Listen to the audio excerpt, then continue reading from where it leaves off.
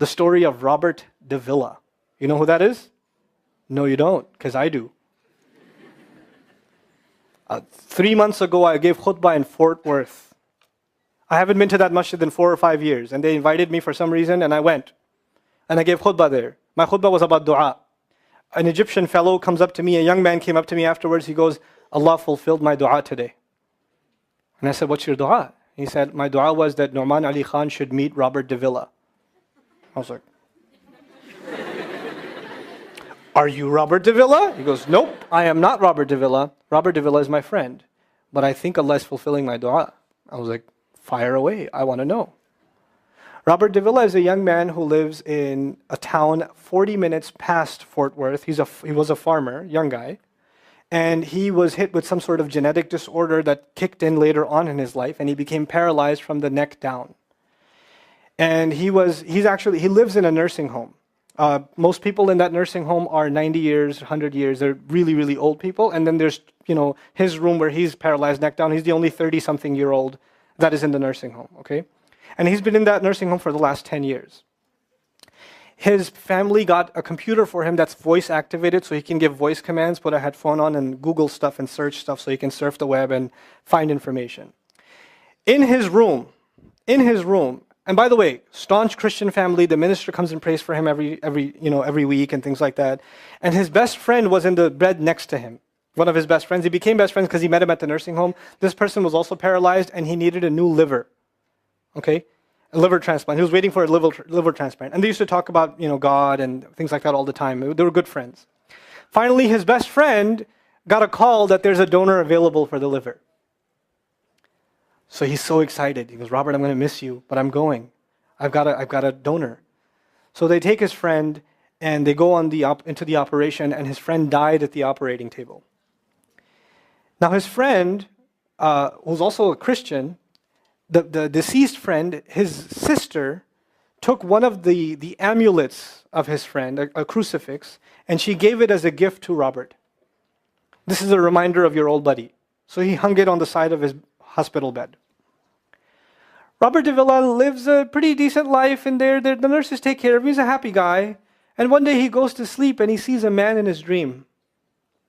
That man says his name is Muhammad. And he says, pointing at the crucifix, God did not send messengers so they would worship the messengers. God sent messengers so you could worship God. And Jesus was just a man. He walked in the markets and he ate food. He walked in the markets and he ate food, and the dream stopped. He only knows that Jesus was just a man. He knows there's a man named Muhammad that said that to him.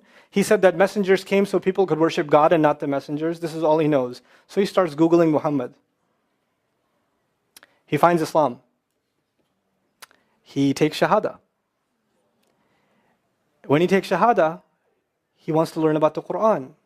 So he goes on these chat sessions and finds somebody needs to teach me Quran. He finds a brother in Egypt that he gets together with on Skype to try to learn Arabic. Learn the Arabic alphabet.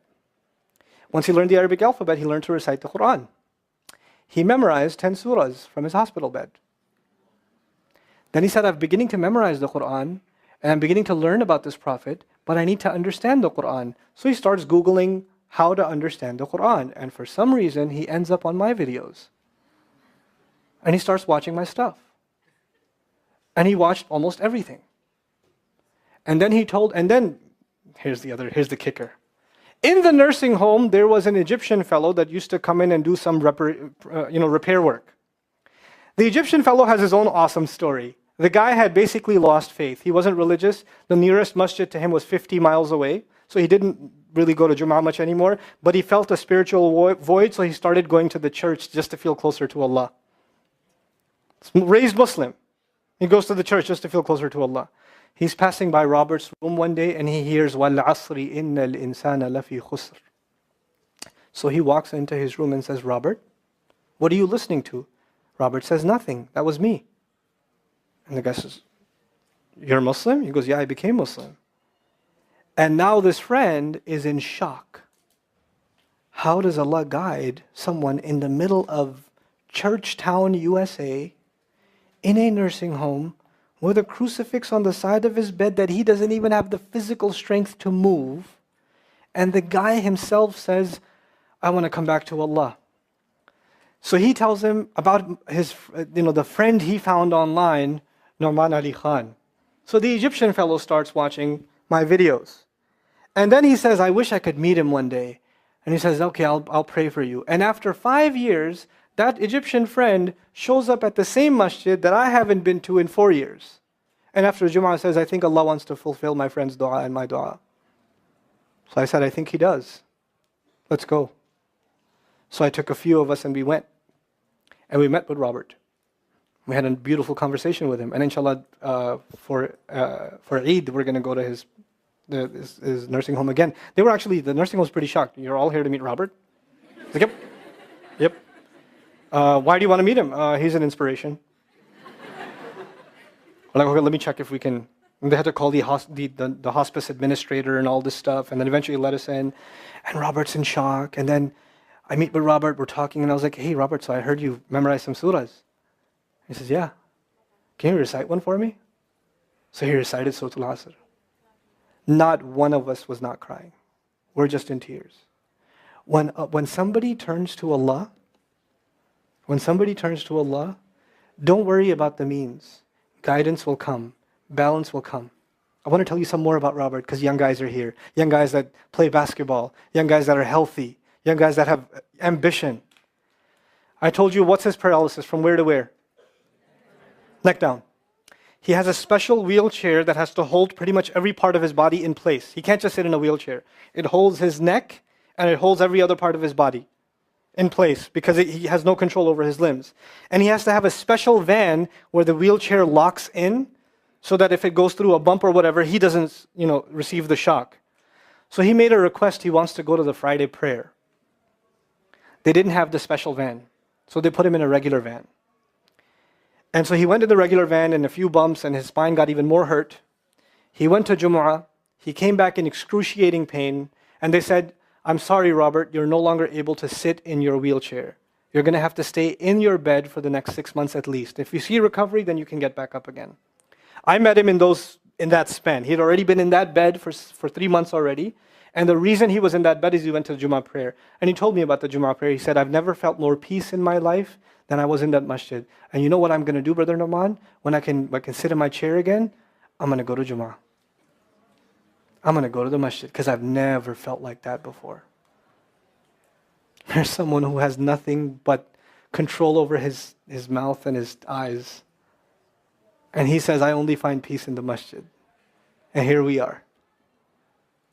These masajid, I don't care what ideology, what school of thought, what they're talking about in the masjid, what fitna is there. I don't care. It's still Allah's house. Just go to pray.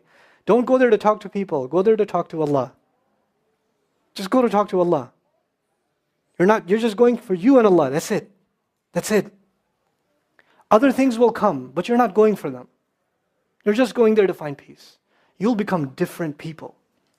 If Allah can guide Robert Davilla, Allah guide everybody. And then he said, sometimes I wonder why Allah put me in this position. And then I say to myself, what am I kidding? Allah has given me so much. I am so grateful for what He gave me. And if this is the way He was going to bring me to Islam, it's all worth it. So worth it. You have Muslims that lose a little bit of health and they say, why is Allah doing this to me? And this man, if you would think, nowadays atheists argue because of suffering, there's no God. If one man has in a position to say, I don't believe in God. If there was a guy, why would I be in this position? It would be Robert Davilla.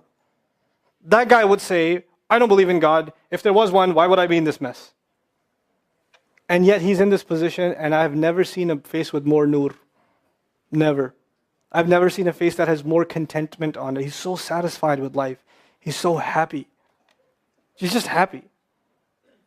The last 7 or 8 khutbahs I've given are actually based on one sentence each on one sentence that he said in his conversation. Is that profound? He's a teacher to me. I consider him a teacher. He's my sheikh. Somebody says, who's your sheikh? I say, Robert Davilla. Really? Is that a pizza place? Or no. The guidance is all around us. You don't have to get worried about what's not there. There's plenty there. You know what Allah did for the people of the cave? You know, He even guided them in where to sleep. You know, He even guided them on where to turn. As the sun was coming, they'd turn away from it. As the sun came from the other side, they'd turn the other way. Allah will guide you in your sleep when you make dua to Him. He'll even guide you in your sleep. Every toss and turn will be guided by Allah. Can you imagine? We shouldn't be skeptical in Allah's guidance. We shouldn't worry about how am I going to find balance. No, that's Allah's job to guide you. Your job is to talk to Him. Your job is to get sincere. That is the message I have for you. That is how we're going to find balance. Honestly. And if once you do that, once you become sincere to Allah, Allah will open doors. Allah will give you friends. Allah will give you teachers. Allah will give you access to resources, all of which are going to bring you closer and closer and closer to Him and to the truth and make life better for the people around you. This is really the gist of what I wanted to share with you. I don't want to speak longer. I've spoken too long already. I love coming back to